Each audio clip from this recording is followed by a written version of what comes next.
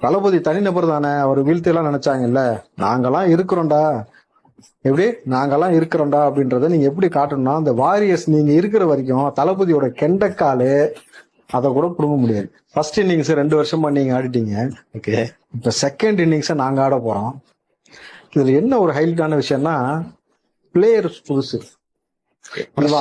ஆமா, ஃப்ரெஷ்ஷான பிளேயர்ஸ். இவனுடைய ஆட்டம் எப்படி இருக்குன்னு ஆப்னட்டுக்கு தெரியவே தெரியாது. ஆனா ஆப்பு மட்டும் கன்ஃபார்மா இருக்கும். விஜய் வந்து மீறி புடுங்குனா என்னன்னு சொல்லுவாங்க, என்ன புடுங்கின்னு வாங்க, அதை போய் பாத்துக்க. மீறி புடுங்கினாலும் அவ்வளவுதான் உன்னால புடுங்க முடியுமே தவிர அதை தாண்டி இந்த பசங்க இருக்க வரைக்கும் ஒன்னும் பண்ண முடியாது. கைஸ், கெட் ரெடி ஃபோக்ஸ். அதாவது அரசியல் களத்துல அரசியல் சண்டைக்கு தயாராகுங்கள்.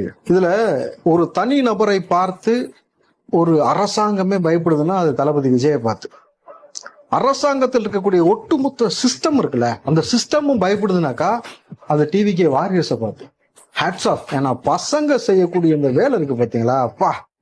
நான் கேள்விப்பட்டதை சொல்றேன்.